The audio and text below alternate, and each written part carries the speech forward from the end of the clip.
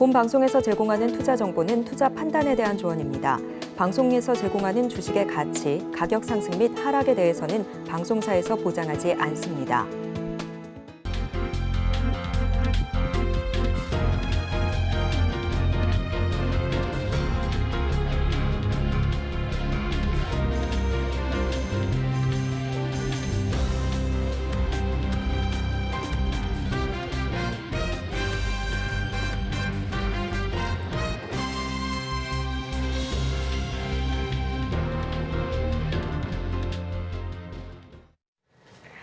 시청자 여러분 안녕하세요. 오늘을 돌아보고 내일을 준비하는 오늘장 내일장 일부 진행의 백설입니다. 뉴욕 증시는 고용 지표의 둔화 속에서 모두 상승세를 보였습니다. 금리를 계속해서 올리지 않을 것이라는 기대감 덕분에 지수는 오름세를 나타낸 건데요. 우리 지수도 장 초반은 이 기세를 받았습니다. 하지만 지금은 등락을 가르게 하고 있는 모습이 나타나고 있습니다. 코스피 시장은 하락으로 전환됐고요. 코스닥 시장은 빨간불을 켜고는 있지만 상승력이 크지는 않은 상황입니다. 그리고 오늘은 MSCI 한국지수 이벤트가 있습니다. 오늘 종가 기준으로 리밸런싱이 진행되게 되고요. 효력은 내일부터 발생이 되니까 이 점도 체크를 해보시기 바랍니다. 또 현재 시간으로 오늘 PC 물가지수도 발표가 됩니다. 우리 시간으로 오후 9시 30분에 발표가 되니까 저희 방송 통해서 확인을 해보시기 바랍니다. 본 방송에서 제공해드리는 정보는 투자 판단에 대한 조언일 뿐 해당 주식의 가치와 수익률을 보장하지는 않습니다. 아울러 서울경제TV와 서울경제신문은 당사의 브랜드입니다. 최근 당사를 사칭하는 피해 사례가 늘어나는 만큼 각별히 주의해 주시기 바랍니다. 또 저희 방송 유튜브를 통해서도 보실 수 있습니다. 유튜브 검색창에 서울경제TV라고 검색하시면 저희 방송과 함께 하실 수 있으니까요. 실시간 채팅도 많이 참여해 주시기 바랍니다. 8월의 마지막 거래일입니다. 오늘장, 내일장 일부는 이 시각 보도본부로 시작하겠습니다. 앞서서 살펴보셨던 헤드라인 중에서 세 가지를 골라서 심층적으로 다뤄보겠습니다. 오늘은 보도국의 윤혜림 기자와 함께합니다. 어서 오세요. 안녕하세요. 네, 첫 소식부터 알아보도록 하겠습니다. SK온 소식부터 알아보겠습니다. 전기차 배터리 성능을 끌어올릴 신기술 개발에 성공을 했습니다. 이 기술로 배터리 출력과 충전 속도가 향상될 것으로 보이는데요. 이 소식부터 전해주세요. 네, SK온이 오늘 발표한 내용에 따르면요. 오늘 세계 최고 수준의 리튬이온 전도도를 갖는 산화물계 신고체 전해질 공동 개발에 성공했다고 전했습니다. 리튬이온 전도도는 전해질 내 리튬이온의 이동 속도를 일컫는데요. 속도가 빠를수록 배터리 출력이 커지고 고속으로 충전이 가능합니다. SK온과 박희정 단국대학교 신소재공학과 교수 연구팀이 공동 개발한 이번 연구 결과는 어드밴스드 펑셔널 머티리얼즈 표지 논문에 게시되기도 했습니다. SK온과 단국대 공동 연구팀은 해당 기술에 대해 국내외 특허 출원도 완료를 했습니다. 이 고체 전해질은 리튬이온 전도도를 70%나 높였는데요. 여기에 대기 안정성까지 확보를 했습니다. SK온과 단국대 연구팀은 이를 위해 산화물의 미세 구조를 균일하게 제어하는 기술을 극복했다고 했는데요. 고체 전해질은 통상 수분과 이산화탄소에 취약해 장시간 대기에 노출되면 전해질 기능이 떨어지지만 이 고체 전해질은 매우 우수한 안정성을 보였다고 합니다. 이런 산화물계 고체 전해질은 다양한 장점이 있다고 알고 있는데요. 어떤 것들이 있을까요? 네, 일단 화학적 안정성이 굉장히 우수한데요.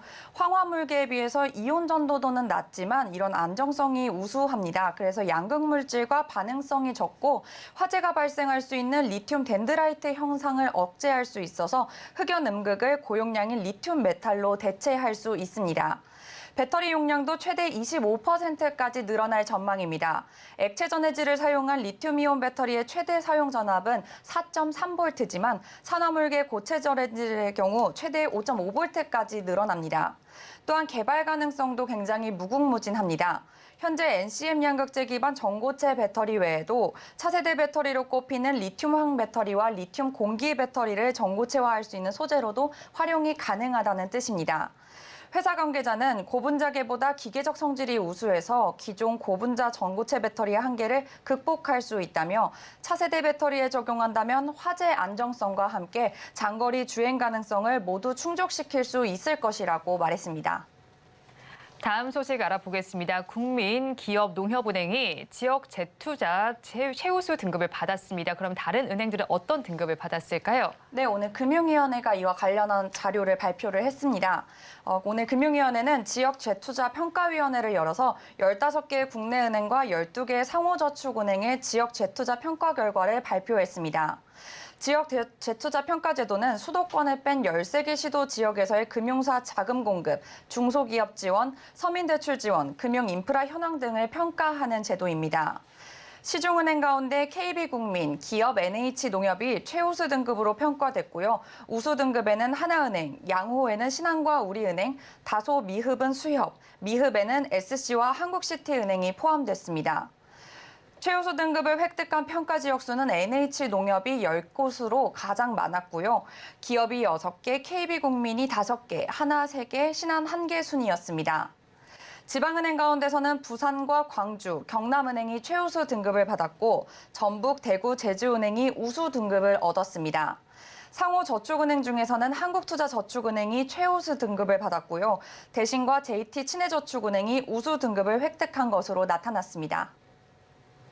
마지막 소식 살펴보겠습니다. 금융당국이 최근에 롯데카드에서 일어난 배임 사고에 대해서 좀 이야기가 나와 있습니다. 재발 방지 확약서 작성을 요구했다고 하는데 이게 사실상 심할서를 쓰라고 하는 거잖아요. 네, 맞습니다. 이래서 조자진 롯데카드 최고 경영자한테 이런 해당 내용을 통보했다고 하는데요.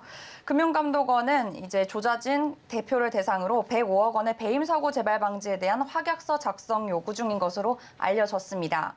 확약서에는 105억 원의 배임 사고 경위와 경영진들이 앞으로 반성해야 할 점, 또 재발 방지를 위해 어떤 내부 통제 강화 노력을 할 것인지 등에 대해서 계획이 담길 예정입니다. 금감원이 롯데카드 경영진을 대상으로 이런 조치에 나선 거는 현행법상 횡령이나 배임 사고가 발생하더라도 경영진을 제재할 방법이 마땅치 않기 때문인데요.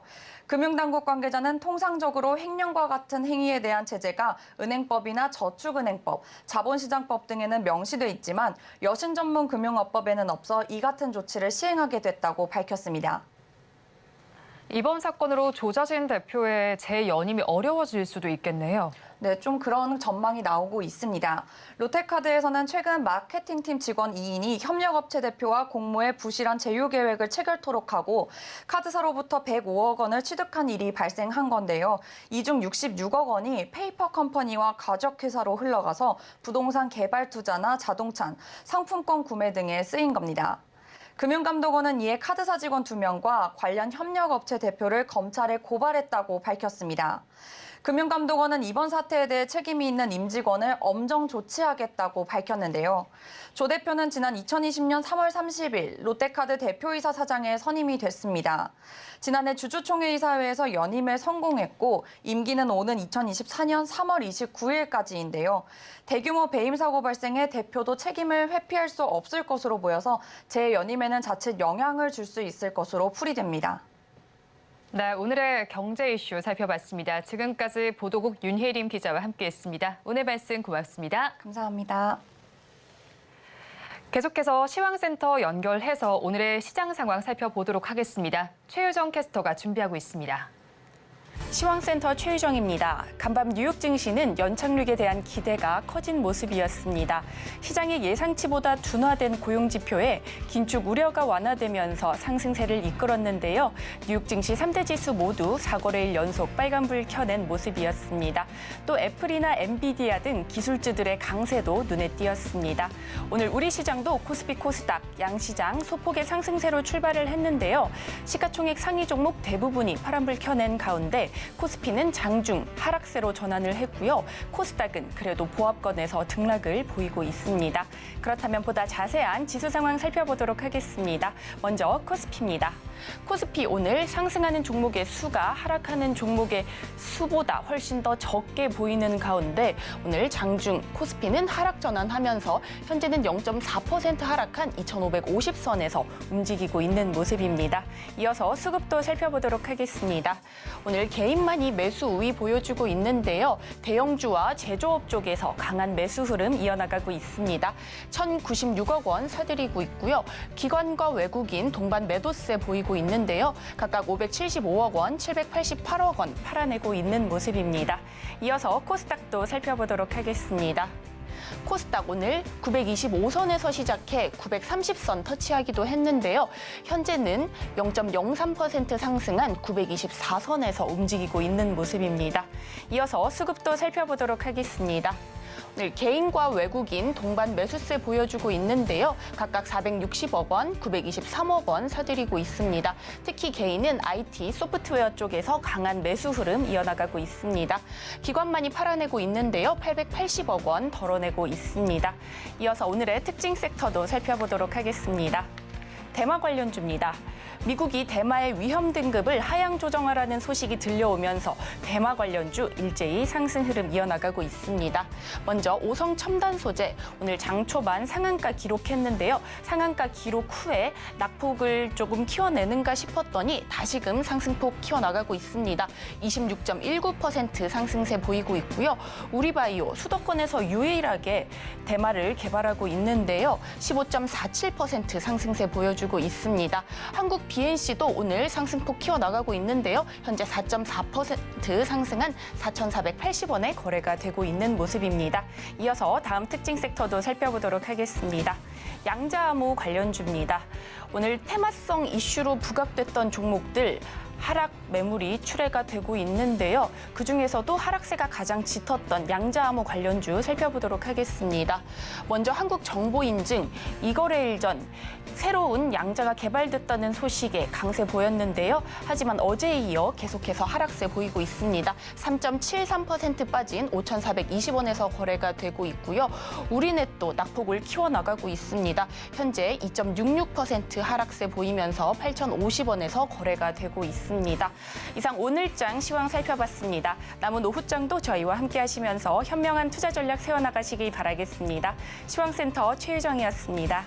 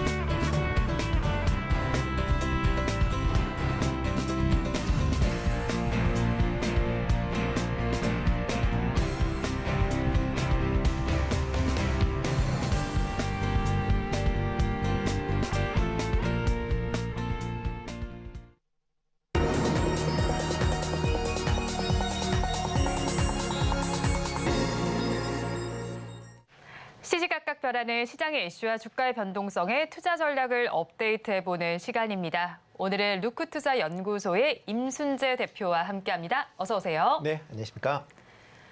대표님과 이야기 나눠볼 뉴스 화면을 통해서 살펴보겠습니다. 오늘의 첫 번째 뉴스입니다. 지난 5월 네덜란드 독일 TSO 테넷이 발표한 해상풍력 케이블 프로젝트 계약 체결 기업 명단에 LS전선이 이름을 올렸습니다. 이 프로젝트는 모두 55억 유로, 우리 돈으로 약 7조 8천억 규모인데요. 비유럽 기업 중에서 유일하게 LS전선이 포함됐습니다. 해상풍력 안방인 유럽에서 최대 규모의 해상풍력 케이블 사업을 수주했다는 데 큰 의미를 둘 수 있습니다. 관련해서 오늘 LS전선 아시아와 일진전기, 가온전선 등 전선 관련주에서 강세가 나타나고 있습니다. 자세한 내용 짚어보도록 하겠습니다. 먼저 시장의 흐름을 살펴보면요. 사흘 연속 강세를 보이던 코스피는 지금 하락으로 전환이 되어 있는데 그중에서도 전선 관련주에서는 강세가 나타나고 있습니다. 특히나 또 최근에 글로벌 정기화의 확대로 인해서 수요 증가 기대감도 있는 상황인데 오늘 장에서 전선주의 이 주가를 견인한 동력부터 살펴주세요. 네, 일단 뭐 전선 관련돼서 뭐 LS 전선이 이제 수주를 했다라는 그런 부분도 있고요. 전선주 전체적으로 실적이 상당 부분 좀 개선되고 있다라는 게 가장 크게 이제 상승 원인 아닌가 싶습니다. 특히 국내외로 전력이나 뭐 통신 관련된 인프라가 투자가 확대가 되면서 이런 전선, 그다음에 전력기기 관련된 그런 종목들이 좀 강세를 보이고 있다라고 보시면 될 것 같습니다.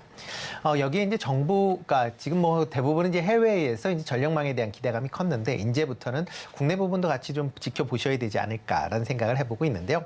뭐 국내 같은 경우도 전력이 생산되는 지역과 전력이 소비되는 지역이 좀 차이점을 발생을 하고 있습니다.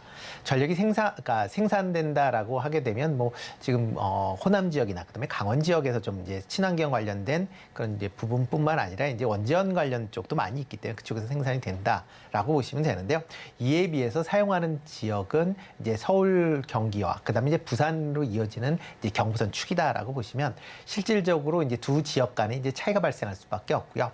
이를 연결하기 위해서는 전력망을 확충을 해야 된다라고 보시면 될 것 같습니다. 뭐 지금 한전 적자로 인해서 전력망 충이 좀 지연되고 있는 게 사실이고요. 그러다 보니까 이제 경기 서울 지역에서 전력이 이제 부족한 그런 현상들이 좀 많이 발생을 하고 있다라고 보시면 될 것 같습니다. 그러다 보니까 정부 입장에서도 지금 10차 전력 기본 계획을 통해서 전력망을 확충하겠다라는 얘기를 하고 있고요. 전력망을 확충한다라고 하게 되면 그만큼 많은 전선이 깔릴 수밖에 없다라고 보시면 될 것 같습니다. 여기에 또 하나가 이제 신재생 관련된 부분에 대한 이제 확대가 진행이 되면서 그거에 따른 수혜가 기대가 된다라고 볼 수가 있는데요. 특히 이제 해상 풍력이 이제 활성화된다라고 하게 되면 해상 풍력과 그다음에 육지 간에 연결을 해야 되는 그런 이제 해상 케이블 관련된 부분도 향후 확대될 것이다라는 기대감이 같이 반영이 됐다라고 보시면 될 것 같습니다. 네, 일단은 실적 호조 기대감이 있었고 앞으로 업종 전반적으로 더욱더 좋은 현상이 펼쳐질 것이라는 기대감이 더해진 것 같습니다. 특히나 이 업종 내에서요. 일진전기와 LS전선 아시아가 더욱더 큰 강세를 보이고 있습니다. 일진전기의 경우는 지금 6%대 강세가 나타나고 있는데 10거래일 정도 기간에 러브콜을 받고 있습니다. 그러면서 하락 추세를 벗어나고 있는 모습인데 그러면 일진전기를 보유하고 계셨던 분들은 어떤 전략을 취해보면 좋을까요? 네, 일진전기 같은 경우는 뭐 실적이 상당히 이제 좋게 나오고 있는 그런 상황이다라고 보시면 될 것 같고요. 다만 이제 최근에 초전도체 관련주로 이제 묶이면서 좀 급등락이 좀 있었다라고 보시면 될 것 같습니다. 뭐 초전도체 관련돼서 뭐 일단 해프닝으로 끝날 걸로 보여지기는 있지만 일단 그 부분이 이제 해소가 된다라고 하게 되면 일진전기의 이제 그 자체에 대한 성장성이나 기대 매출에 대한 그런 부분을 좀 더 집중해서 보셔야 되지 않을까라는 생각을 해보고 있고요. 일단 지금 뭐 일진전기 같은 경우는 뭐 전선에 대한 관련된 그런 실적의 상당 부분 개선이 될 것이다라는 기대감이 하반기에도 이어진다라고 보시면 될 것 같고요. 여기에 이제 실리콘 음극재 관련된 부분도 뭐 신규 진출을 하면서 그 부분도 같이 기대감이 오늘 주가에 반영되고 있는 거 아닌가라는 생각을 해보고 있습니다. 네, 그렇죠. 일단은 실적도 좋았고 앞으로의 실적 전망도 긍정적으로 예상이 되는 만큼 앞으로의 추이도 한번 살펴보면 좋겠습니다. 그렇다면 또 LS그룹주의 경우에도 8월 시장에 관심이 컸었죠. 그중에서 오늘은 또 LS전선 아시아를 좀 살펴볼 텐데 지난해 역대 최대 매출을 경신하기도 했고요. 베트남 시장과 관련된 이슈도 좀 있죠. 도시화율이 조금 낮은 만큼 지속적인 수혜를 기대해 볼 만하다라는 목소리도 나오고 있는데 앞으로 어떻게 보면 좋을까요? 네, 일단 뭐 LS전선 같은 경우, LS전선 아시아 같은 경우도 뭐 LS 그룹 내에서 이제 LS전선이 이제 비상장 회사다 보니까 이제 해외 사업을 하고 있는 LS전선 아시아에 이제 관심이 좀 쏠렸다라고 보시면 될 것 같습니다. 뭐 LS전선 아시아 같은 경우도 뭐 초전도체 관련된 뭐 일단 케이블 관련주들이 전반적으로 이제 초전도체 때문에 뭐 네. 했다라고 보여지는데 그 이후에 조금 이제 주가가 좀 급락을 하는 그런 모습을 좀 보였다라고 보시면 될 것 같고요. 지금 이제 LS전선 아시아 같은 경우에는 지금 베트남 경기에 좀 민감하게 좀 반응할 수밖에 없다라고 네. 보여집니다. 뭐 베트남 같은 경우도 뭐 계속 경제가 성장하고는 있다라고는 하지만 최근 들어 이제 글로벌 경기가 잠깐 이제 둔화되는 그런 이제 모습을 보이면서 수출이 많이 이제 줄었다라고 네. 보시면 될 것 같고요. 이런 이제 수출 둔화세로 인해서 전반적으로 이제 경기가 이전만큼 하지 못하다라는 그런 좀 아쉬움은 있습니다. 그 실적도 그거에 반영이 되면서 올해는 작년보다 조금 실적이 좀 떨어지는 그런 모습을 좀 보이고 있다라고 보시면 될 것 같고요.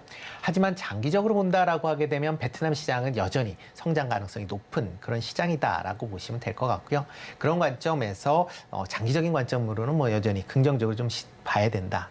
다만 단기적으로는 베트남 시장에 대한 이제 우려감이 있기 때문에 조금 주가를 만약 뭐 신규로 매수하신다라고 생각하시는 분들은 조금 더 지켜보시고 매수하시는 게 어떨까라는 생각을 해보고 있습니다. 네, 단기적으로는 베트남의 경기 둔화 이야기가 있긴 하지만 일단은 뭐 도시화율을 비교해 봤을 때는 앞으로의 수혜를 좀 기대해 볼 네, 만하겠네요. 그렇죠. 네, 그렇다면 다음 이슈도 좀 살펴보도록 하겠습니다. 화면을 통해서 살펴보시죠. 오늘의 두 번째 뉴스입니다. 산업통상자원부가 2차 전지 응급제 핵심 소재인 흑연의 국산화 정책에 심혈을 기울이고 있습니다. 현재 흑연은 전량 수입에 의존하고 있는 상황인데요.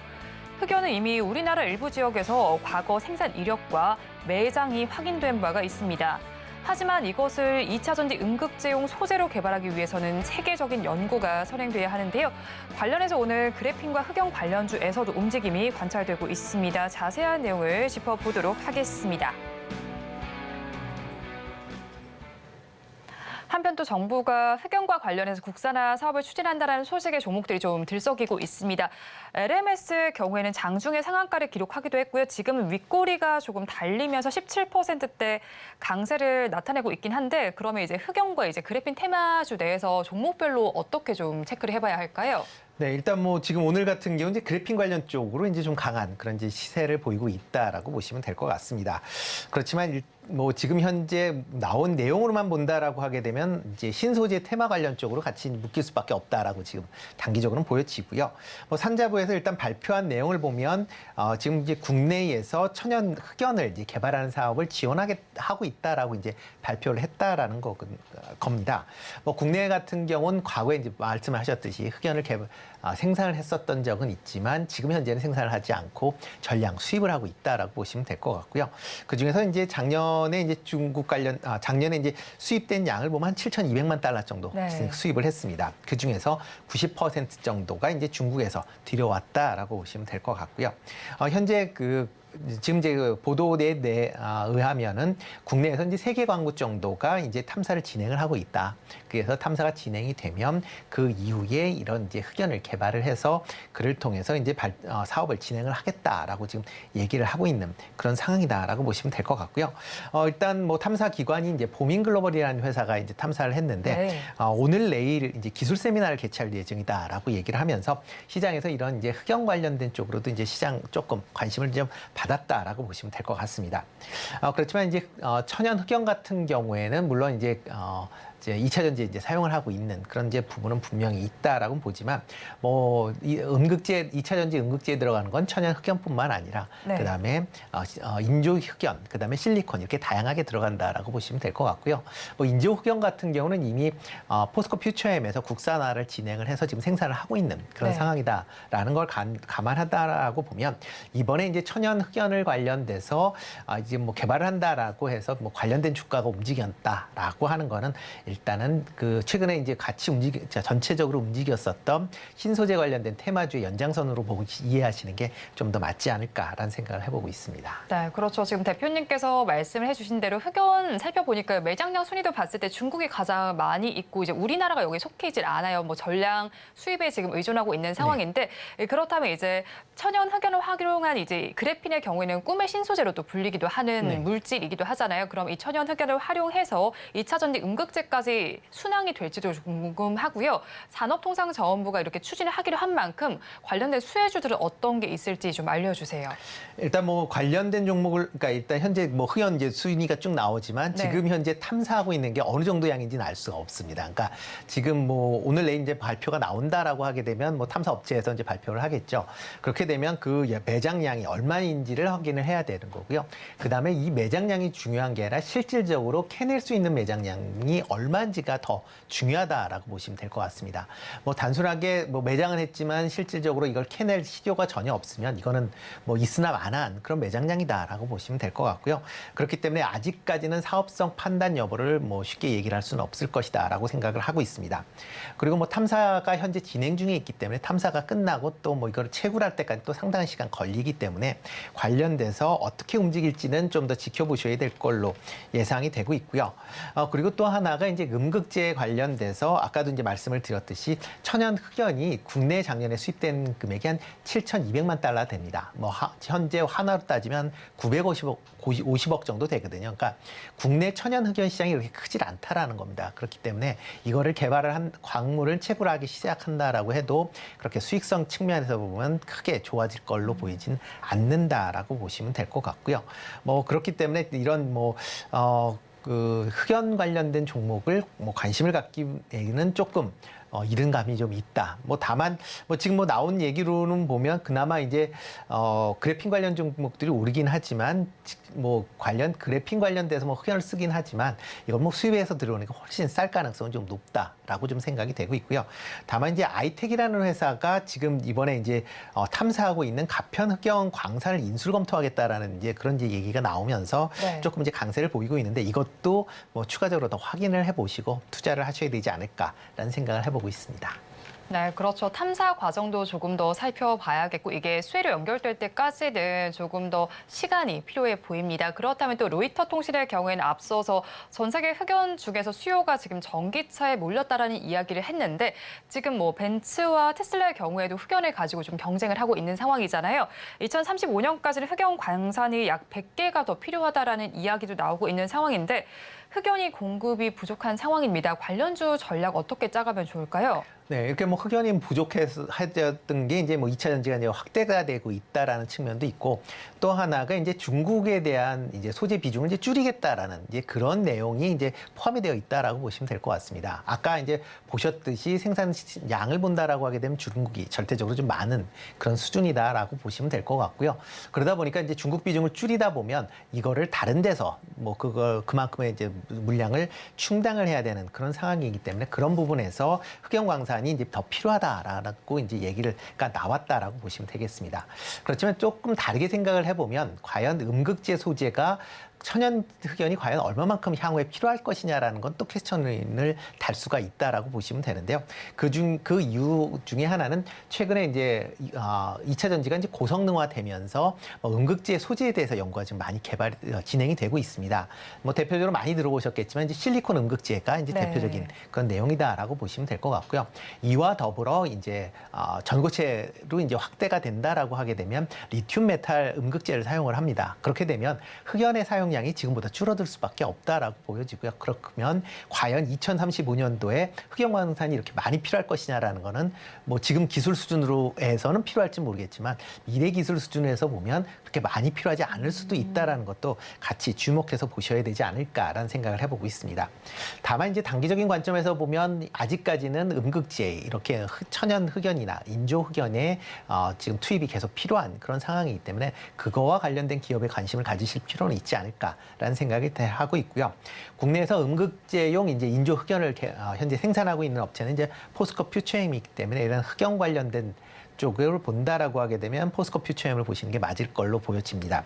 다만 이제 최근에 이제 올해 포스코 퓨처엠 같은 경우도 이제 양극재와 음극재를 다 하는 회사다 보니까 양극재 관련된 기대감으로 많이 올랐었다, 주가가 많이 올라온 상황이니까 그거는 감안을 해서 투자에 임하셔야 되지 않을까라는 생각을 해보고 있습니다. 네, 기술의 발전에 따라서 천연 흑연이 얼마나 필요할지 한번 생각이 필요한 문제일 것 같습니다. 그렇다면 오늘 크게 두 가지 섹터를 좀 살펴봤는데요. 가지고 오신 섹터가 어느 쪽일까요? 네, 그중에서 관심 있는 쪽은 이제 전선 관련 쪽으로 해서 LS 마린 솔루션이라는 회사 조금 관심 있게 보시면 어떨까 싶습니다. 뭐 기존에 이제 이름은 이제 KT 마린 KT 마린이었는데요. 이름이 이제 바뀌었다라고 보시면 될 것 같고요. 기존에 이제 KT에서 LS로 이제 대주주가 전환이 되면서 이름도 같이 바뀐 그런 상황이다라고 보시면 되겠습니다. 뭐 최근에 이제 조금 전에 이제 그러니까 앞에 신문 기사에서도 나왔듯이 LS 전선이 이제 유럽 내에 해저 케이블을 수주를 했습니다. 그러니까 LS 전선 같은 경우는 이제 이렇게 LS 마린 솔루션을 이제 인수를 하면서 해저 케이블을 생산하면서부터 이걸 설치까지 일괄 턴키 공정을 다 할 수 있는 그런 회사로 이제 발돋움했다라고 보시면 될 것 같고요. 그러다 보면 향후에 이런 해저 케이블에 대한 수주를 좀 더 많이 할 걸로 예상이 되고 있습니다. 만약 그렇다라고 하게 되면 이거를 설치해야 되는 LS 마린 솔루션 같은 경우도 그거에 대한 수혜를 같이 입을 수밖에 없는 그런 상황이다라고 보시면 될 것 같고요. 특히 이제 국내외 해상 풍력 단지가 계속 확대되고 있는 그런 상황입니다. 해상 풍력을 위해서는 해저 케이블을 통한 전력망 구성이 반드시 필요한 그런 상황이고요. 이거에 따른 수혜도 같이 볼 수 있다는 점도 긍정적으로 좀 보셔야 되지 않을까 싶습니다. 최근 한 달 동안 외국이 33만 주 정도 순매수를 보였고요. 뭐 LS 마린 솔루션도 주가가 상승했다. 조금 최근에 이제 조금씩 다시 재차 상승을 하고 있는데요. 현재 가격 수준이 이제 11,000원대에서 매수를 하시면 어떨까 싶고요. 목표 가격은 14,000원, 손절은 7,000원에 하시면 좋을 것 같습니다. 네, 오늘의 탑픽 종목은 KT 서브마린에서 사명을 변경한 LS 마린 솔루션을 살펴봤습니다. 지금까지 루크투자연구소의 임순재 대표와 함께했습니다. 오늘 말씀 고맙습니다. 네, 고맙습니다.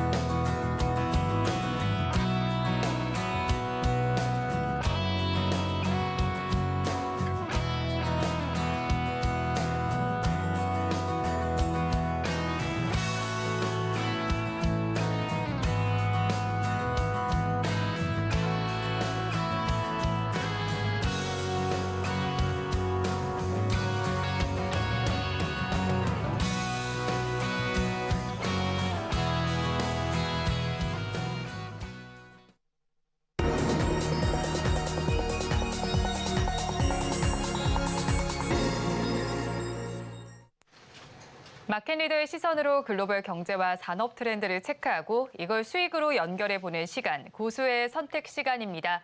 오늘은 윤석천 경제평론가와 함께합니다. 어서 오세요. 네, 안녕하십니까. 평론가님과 이야기 나눠볼 주제 화면을 통해서 살펴보겠습니다. 오늘의 주제입니다. 뚜렷한 방향성 없이 테마주가 휩쓸었던 8월 증시의 마지막 거래일입니다. 그렇다면 9월에는 투자 전략 어떻게 짜가면 좋을지 자세한 이야기를 짚어보도록 하겠습니다.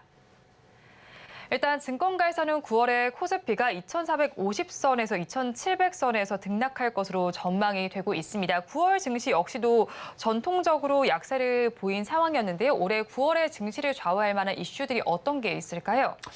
이 뉴욕 증시 같은 경우가 9월에 참 안 좋아요.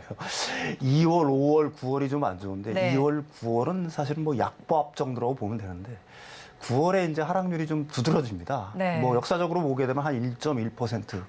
이게 뭐 퍼센테이지로 보면 별게 아니라고 생각이 들 수가 있는데 오를 수 있는 확률 정도가 한 44% 정도밖에 안 되니까 네. 9월이 좀 안 좋은 달이다라는 게 뭐 뉴욕 증시에는 역사적으로 일단 뭐 증명이 됐다 이렇게 얘기할 수가 있을 것 같고요. 그 원인을 따져보면 휴가 휴유증 같아요. 저는 제가 생각하기엔 펀드 매니저들이 이제 9월 초순에 이제 전부 다 휴가철이 끝나니까 돌아오는데 연말 이제 포지션을 잡기 위해서 뭐 리밸런싱도 해야 되고 생각도 좀 해야 되고 하다 보니까 9월에는 아무래도 좀 그런 영향을 받는 게 아닌가 생각이 들고요. 글로벌 증시에 대한 어떤 투자들의 관심 중에서 가장 크게 이제 관심을 갖는 분야는 두 가지죠. 9월에 이제 미국 연준의 FOMC 회의가 열리지 않겠습니까? 네. 아무래도 이제 지금으로서는 뭐 동결 쪽에 가장 큰 어떻게 보게 되면 무게 중심이 쏠려 있다 이렇게 얘기할 수가 있겠지만 혹시라도 네. 가령 뭐 연준 인사들의 입에서 좀 매파적인 발언이 나온다 그러면 증시는 다시 한번 좀 거기에 영향을 받아 출렁일 수 있는 네. 개연성이 있는 거고요. 두 번째는 이제 중국의 경기 둔화가 역시 가장 큰 문제가 되겠죠.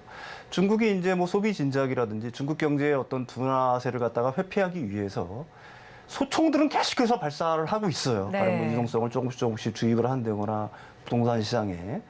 그다음에 소비 진작을 위한 어떤 대책들도 조금씩 나오고는 있지만 바추카포, 그러니까 어떻게 보게 되면 거대한 폭탄 정도의 어떤 위력을 갖는 강한 유동성 공급은 이루어지지 않고 있다.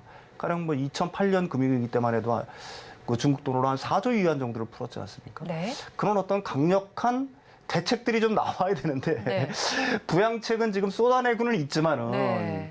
사실은 그게 이제 소총 수준이다 보니까 아직은 이게 세계 경제, 특히 이제 전 세계 어떤 주식시장에 미치는 영향이 사실은 굉장히 적다 이렇게 말씀드릴 수가 있겠죠. 역시 그래서 투자자들의 관심은 연준의 네. 어떤 움직임, 그다음에 중국의 부양책 여기에 네. 쏠려 있다라고 해도 과언은 아닐 것 같습니다. 네, 예, 예. 9월에 시장을 바라볼 땐 연준의 움직임도 바라보고 중국 경제가 어떻게 흘러갈지도 체크를 좀 해보면 좋겠네요. 하지만 이런 부양책들이 아직까지는 좀 크게 영향을 미치기는 어려워 보이는 상황입니다. 네. 이런 상황 속에서 사실 이런 리스크들이 8월에도 지배했었고요. 그런 네네. 과정 속에서 또 미국의 상무장관이 방중을 한 이슈가 또 있잖아요. 네네네. 이런 가운데 최악의 국면을 지나지는 않았을까라는 이야기도 제기가 돼요. 어쨌든 뭐 방중을 한 거니까 그런 얘기를 네네네. 하는데 사실 상무부 장관의 발언을 좀 살펴보면 미국 기업들이 중국이 너무 위험하다라고 호소를 하면서 투자가 불가능하다라는 지적이 많아졌다라는 건 사실 좀 강경한 발언이잖아요. 그럼 방중 과정에서 저희는 어떤 걸 좀 체크를 해봤어야 했을까요? 저도 뭐 혹시나 네. 했는데 네. 역시나였습니다. 네, 혹시나가 역시나였다. 네. 방중 전에 사실은 그 미국이 중국 기업에 대한 어떤 통제,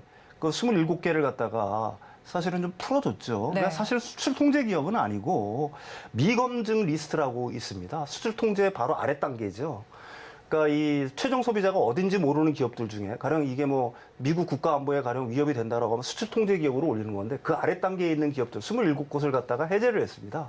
아 그래서 이게 미중 간에 사실은 화해 무드가 좀 싹 트나 뭐 이런 염려를 네. 했었는데 러먼드 미국 상무부 장관의 중국에서 한 발언들은 역시나였습니다. 여기도 보시면 중기업들, 미기업들 그냥 위험도 아니고 너무 위험하다. 위험해. 호소를 한다. 그다음에 투자도 위험한 게 아니라 불가능하다는 지적이 많았다. 네. 이거는 굉장히 강경한 발언이거든요.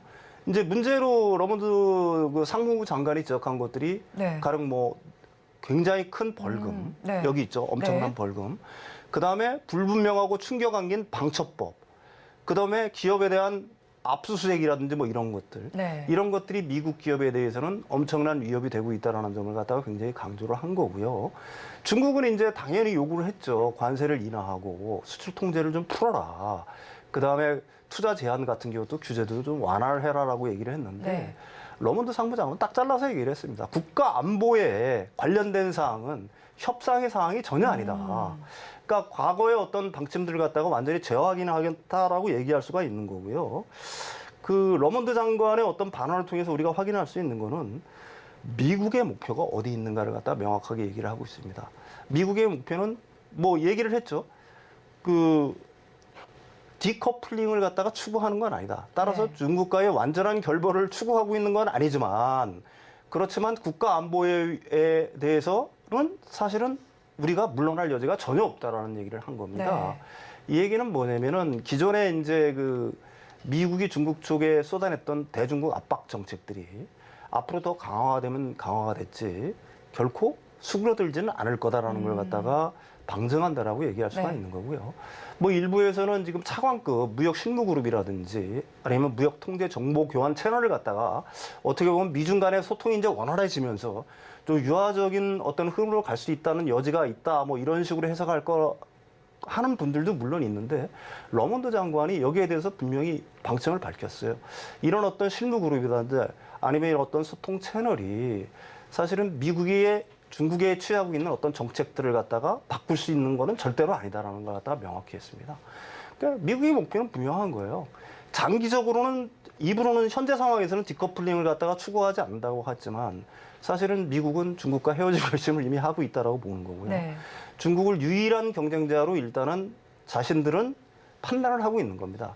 그래서 이번 기회에 중국에 대한 압박을 강화해서 중국의 어떤 첨단 기술이라든지 뭐 이런 쪽의 어떤 진출 아니면 발전 이런 걸 갖다가 막겠다는 의도가 분명하다라고 얘기할 수가 있는 거죠. 그렇죠. 뭐 네네. 미국 입장에서 사실 국가 안보와 관련된 부분은 양보를 할 수가 없는 게 맞는 것 같아요. 네. 그런 만큼 중국과의 헤어질 결심을 조금 더 공고히 했던 방중이 아니었나라고 좀 평가를 해볼 수도 있겠네요. 그렇다면 또 8월 막바지엔 잭슨홀 미팅도 있었고요. 미국의 주요 경제 지표들도 사실 좀 살펴봐야 될 것 같아요. 고용 시장의 경우에도 좀 둔화되는 모습이 나타나기도 했었고요. 네. 거기다가 좀 소비도 좀 냉각이 되어 있었습니다. 그렇다면 이런 부분들이 경기 침체를 시사할 수도 있을 것 같은데 최근에 나왔던 이런 경제 지표들에 대해서는 어떻게 평가를 하고 계신가요? 졸트 보고서라고 네. 보통 얘기하죠. 고용 이직 보고서입니다. 그게 이제 7월 달 건데 이게 21년 3월 이후로 처음으로 900만 건 아래로 내려갔어요. 네. 이게 어떻게 되냐면은 실업자 1인당 얼마 전까지만 해도 뭐 2명, 그러니까 채용 공고가요. 채용 네. 건수가. 그게 이제 6월 같은 경우에는 한 1.7건으로 내려갔고요. 이번에 이제 1.5건으로 내려갑니다. 그러니까 이게 한마디로 표현하면 이거예요. 이 졸트 보고서가 그 어떻게 보게 되면 상징한다라고 얘기할 수 있는 건 뭐냐면은 노동시장은 식어가고 있다. 네. 그렇지만 완전히 냉각되진 않았다. 이거는 사실은 연준이 바라는 거거든요. 네. 좀 식어야 될 거 아니겠습니까? 그동안 미국의 노동시장이 너무 화랑 증세를 보였으니까, 너무 강했으니까, 이게 이제 식어가고 있는 조짐을 갖다가 서서히 보이고는 있지만, 가령 뭐 그 이직률이라든지 아니면은 취업률이라든지 이런 상황을 보게 되면은 조금씩 줄기는 했지만은 노동시장이 완전히 얼어붙은 상황은 아닌 거거든요. 네. 아직도 미국의 노동시장은 강하지만 여전히 둔화되고 있다는 걸 갖다가 이번에 보여준 거고요. 여기서 지금 보시면 알겠지만 네. 처음으로 이게 900만 건 아래로 내려갑니다. 21년 3월 이후에. 그러네요. 지금 네. 이게 882만 7천 건이거든요. 그러니까 실업자 1인당 한 1.5건 정도의 채용 공고 건수가 네. 나오는 거예요. 그러니까 그만큼 구인 열기가 조금씩 감소하고 있다는 걸 갖다가 보여주고 있는 거고요. 그다음에 이제 어젯밤에 ADP 민간 고용 보고서가 나왔지 않습니까?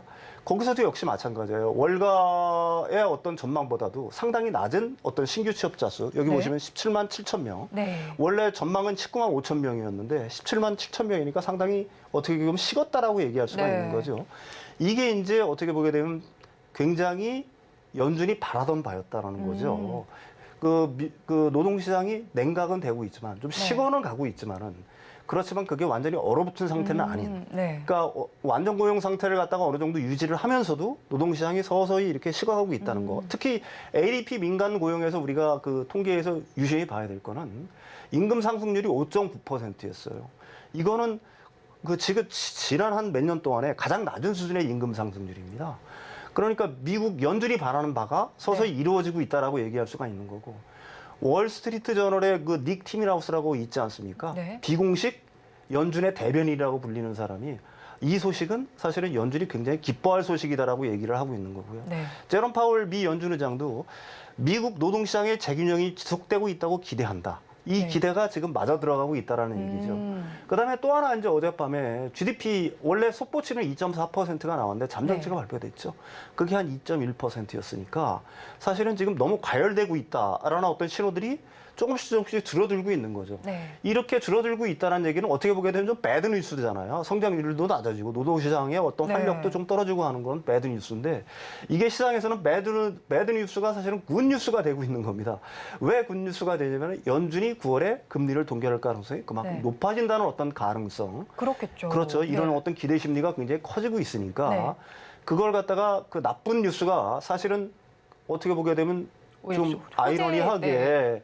좋은 뉴스가 되는 네. 어떤 그런 현상이 지금 벌어지고 있다. 네. 미국 시장에서는 그렇게 볼 수가 있는 거고요.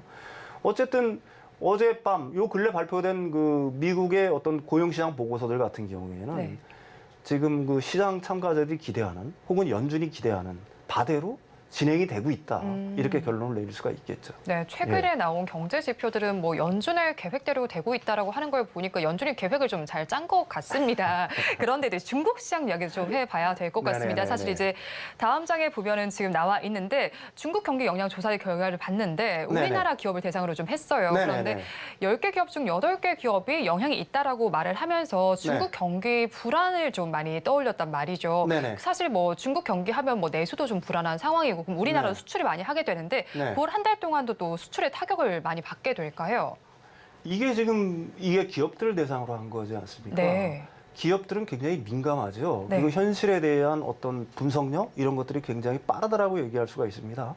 여기 이제 이 그림에서 보는 것처럼 사실은 앞으로도 그 중국의 어떤 경기 불안, 경기 둔화 양상이 지속될다라고 보는 시각이 80%가 넘어요. 10명 중에 네. 8명은 일단 그렇게 얘기를 한 거고요. 올해 실적이 올 초보다 나빠질 거라고 대답을 한 기업들이 한 50%가 넘었습니다. 근데 뭐 그 기업인들이 꼽은 거는 우리들이 보통 이런 데서 논의하는 거랑 거의 똑같아요. 세 가지 이유를 꼽았습니다. 중국 네. 경기가 불안한 이유를 갖다가요. 일단은 중국의 네. 부동산 시장, 그다음에 금융 시장의 불안. 네. 지금 요즘 이제 미국 위아이라든지 각종 뭐 신탁 회사들의 어떤 디폴트 가능성 네. 이런 것들 때문에 이제 그게 이제 가장 큰 이유가 될 거고요. 두 번째는 이제 중국 내 소비 침체. 네. 이게 사실은 굉장히 크죠. 우리가 중국이 4월 달에 오프닝을 하면서 사실은 소매 판매액 같은 경우가 한 18.4%가 들었어요. 그때만 해도 기대가 좀 굉장히 컸었는데 7월 달에 이게 2.5%를 이렇게 쪼그라들었습니다. 네. 소비자 물가지수 같은 경우는 7월에 마이너스 0.3%고요. 6월 청년 실업률은 21.3%예요. 네. 중국 사람들이 미래에 대한 불안 때문에 돈을 안 쓰고서 저축이야를 해요. 그러니까 저축률은 굉장히 높아진 반면에 네. 따라서 이제 내수소비가 굉장히 위축이 되고 있는 거고요. 그래서 중국의 국영은행들이 지금 이제 어떻게든지 내수를 갖다 끊어내려고 모기지금리도 뭐 약간 인하하고 그다음에 예금금리도 약간 인하하려고 그래요. 그게 뭐 0.1%포인트에서 0.25%포인트 정도가 되는데 그 정도 가지고 내수소비 위축이 풀릴까라는 의문이 있는 거고요. 또 하나의 문제는 사실은 중국은 세계 공장이라고 얘기하지 않습니까? 그런데 산업 생산 지표들이 워낙 안 좋아요. 네. 미국의 제조업 PMI 같은 경우가 4개월째 50 미만이거든요. 50 미만이라는 건 네. 경기가 꺾이고 있다는 얘기 아니겠습니까? 이런 것들이 굉장히 크게 문제가 되고 있는 거고 중국은 또 수출로 어떻게 보게 되면 내수도 물론 크지만 수출로 먹고 사는 나라인데 7월 달에 마이너스 14.5% 수출이 줄었어요. 네. 그러니까 중국 경제가 어떻게 보게 되면 경기가 차갑게 좀 식어가고 있다. 이런 걸 갖다가 우리나라 기업인들은 네. 어떻게 보게 되면 절감하고 있다. 네. 이렇게 얘기할 수도 있겠죠. 네. 중국 경기가 차갑게 식어가고 있다라는 것을 우리 기업들은 예민하게 느끼고 있는 상황입니다. 그렇다면 또 미국 상황으로 좀 넘어가 보도록 네네. 하겠습니다. 통상적으로 9월 달의 경우에 나스닥의 수익률이 좀 최악을 기록하는 달이기도 하잖아요. 그런데 네네네. 그간 기술주의 랠리를 이끌었던 부분은 FOMC에서 금리를 동결할 것이라는 기대감 덕분이었습니다. 그럼 이제 네네네. 금리에 사실 좀 성장 수준이 많이 민감한데 네. 9월 달 동안에 뭐 기술주들 어떤 흐름을 펼치게 될까요? 일단 졸트 보고서가 나오고 그다음에 ADP 민간 고용 보고서가 나왔지만 9월 1일 날 사실은 논판 페이롤이 나오지 않습니까? 네. 비농업 부문 신규 취업자 수. 이게 사실은 제일 정확하겠죠. 그게 이제 졸트 보고서라든지 ADP 보고서를 갖다가 어떻게 보게 되면 뒷받침을 해줄 거냐. 이것도 역시 이제 신규 취업자 수가 만약에 원하는 대로 좀 줄었다라고 한다면은 미국의 금리 인상 가능성, 그러니까 9월에 그 FOMC에서 금리 인상할 가능성 그만큼 줄어든다라고 얘기할 수가 있겠죠.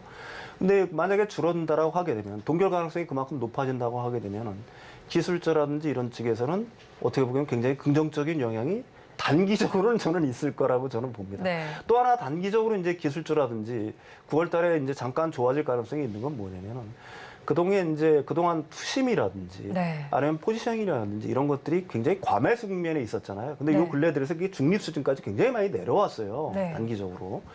그러니까 중립 수준까지 내려왔으니까 사실은 투자자들이 지금 또 포지션을 갖다가 좀 늘린다거나 아니면 투자 심리가 조금 더 자극을 받을 가능성이 있으니까 단기적으로는 9월 달이 좀 어려운 달이기는 하지만은 네. 그래도 시장에 좀 긍정적인 영향은 단기적으로는 있을 수 있다. 뭐 저는 개인적으로 그렇게 생각을 네, 합니다. 9월이 뭐 어렵기는 하겠지만 단기적인 네네네. 긍정적인 요인들은 있기는 하겠네요. 네네네. 그렇다면 9월 어려운 만큼 저희 투자 전략 잘 짜가야 봐야 할 것 같은데요. 네네네. 평론가님께서 어떻게 짜가면 좋다라고 생각하시는지 궁금하고 관심을 조금 더 가지면 좋을 업종은 어디에 있을까요? 일단 나쁜 뉴스가 계속되면 진짜 나쁜 뉴스가 되거든요. 네.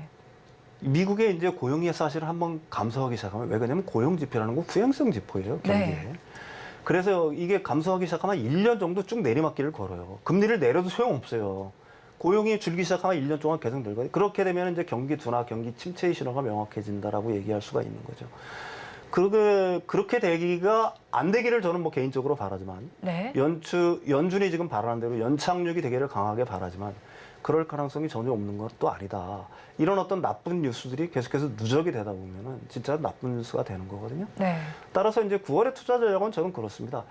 우리가 그 4분기, 늦어도 4분기에는 실적 개선 혹은 실적이 3분기보다 2분기, 3분기보다 훨씬 늘어날 섹터들 뭐 이런 쪽에 좀 집중을 해야 되지 않냐. 그리고 지금 상당히 조정을 받은 어떤 섹터들, 그러니까 배터리 섹터 같으면 장비주들 같은 경우가 있지 않습니까? 조정을 많이 받았고요. 그다음에 이제 셀업체에서의 발주들이 4분기부터 집중될 예정이기 때문에 그쪽은 제가 생각에 전망이 좋다라고 생각을 하고요. 그다음에 반도체 그 업종 중에서도 고성능 PCB, 그러니까 기판 업체들 있지 않습니까? AI의 어떤 그 효과 이런 것들도 계속해서 늘 수가 있고 그런 것들이 이제 AI의 어떤 긍정적인 영향 같은 경우에는 뭐 올해뿐만 아니라 내년에도 지속이 될 거기 때문에 PCB 기판 업체들, 고성능 PCB 기판 업체들을 주목해 보는 게 9월에 그래도 가장 좋은 투자 전략이 아닌가 이렇게 생각을 합니다. 네, 지금까지 윤석천 경제평론가와 함께했습니다. 오늘 말씀 고맙습니다. 오늘장 내일장 일부에서 전해드린 내용 정리해서 보여드리겠습니다. 화면으로 확인해 보시죠. 오늘장 내일장 일부의 핵심입니다. 오늘 흑연 또 그래핀과 관련된 종목들이 좀 들썩였습니다. 그중에서 우리나라의 흑연 매장량을 관건으로 살펴보시면 좋겠다라고 짚어주셨고요. LS전선과 시너지가 기대가 되는 LS 마린 솔루션이라는 종목을 조금 더 공략을 해보시면 좋겠습니다. KD 서브 마린에서 사형이 변경된 종목입니다. 그리고 마지막으로 9월 시장에서는 반도체 고성능 기판의 비중을 확대해보는 전략을 취해보시면 한번 좋을 것 같습니다. 본 방송에서 제공해드리는 정보는 투자 판단에 대한 조언일 뿐 해당 주식의 가치와 수익률을 보장하지는 않습니다. 오늘장 내일장 1부에서 준비한 소식은 여기까지입니다. 저희는 잠시 후 2부로 돌아오겠습니다.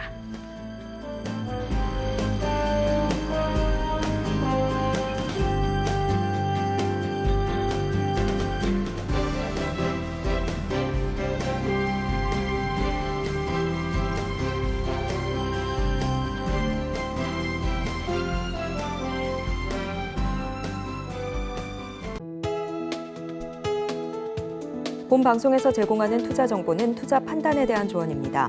방송에서 제공하는 주식의 가치, 가격 상승 및 하락에 대해서는 방송사에서 보장하지 않습니다.